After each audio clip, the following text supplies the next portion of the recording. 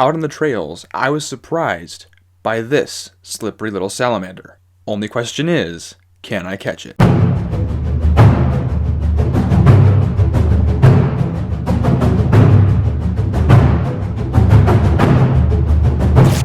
What's up guys, welcome back to Can I Catch It, the nature show all about finding a wildlife adventure right at home in your own backyard. Today, a slippery, quick little salamander has gotten the jump on me. But where did this guy come from? Over the past few months, we've been adding new trails out in the woods. The process is long and arduous, hard labor under the beating North Carolina sun or under torrential downpours. This particular area goes through perhaps the most difficult terrain we have encountered in this entire trail building project. It appears we have encountered what is called a seep. A seep is a body of water where the water table is extremely high, resulting in unstable soil, vernal pools, and what appear to be spontaneously forming creeks. Some days, this area can look completely dry. Don't be fooled though.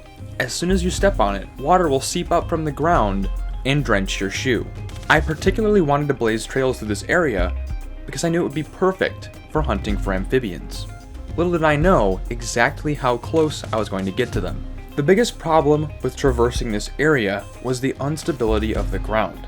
While the purpose of this project was to do as little disturbance to the environment as possible, I knew that something had to be installed in this area to make it more accessible. That is when I realized that we had a stash of cinder blocks left over from a recent home renovation. These cinder blocks could be dug halfway into the ground and make effective stepping stones.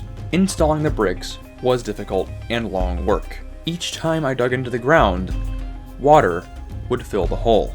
And as it turns out, water wasn't the only thing that I'd be digging up during this process. I was leaving the site after a long day of work when I noticed this slimy little fellow crossing my path. This dusky salamander was probably making its home here in the muddy seep. All of the digging and bricklaying probably scared it out of its burrow, and it was fleeing, looking for somewhere else to live. Sorry about that, little guy, but salamanders are so incredibly uncommon where I live, at least in the sense that you never really see them, that I couldn't pass up the opportunity in catching him. I caught him, then placed him in a repurposed glass jar.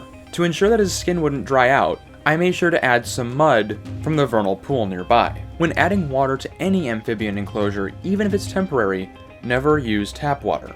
Tap water contains chemicals that are used to purify it, whereas a water source nearby to where you found an amphibian will likely contain a microbial environment that the amphibian is used to. Tap water can harm the amphibian. Water nearby where you caught it is actually likely safer for the little guy. I didn't want to hold him in my hand for too long because dusky salamanders are lungless salamanders. That means they breathe through their skin. The membrane is very, very delicate, so it's best not to touch them for too long. I looked online and this guy was in fact a Northern Dusky salamander, a species very characteristic of seeps, not unlike the seep that we found in this video. This guy probably eats all kinds of little invertebrates around this area, but might also eat smaller salamanders, which suggests there could be other species nearby. We've seen crayfish, a baby snapping turtle, and now an elusive salamander. Who knows what might be next?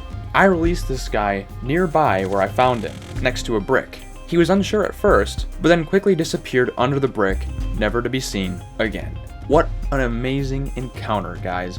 I hope you enjoyed it as much as I did, and I hope to see you guys again next video. But until then, don't forget to get outside and find your own adventure.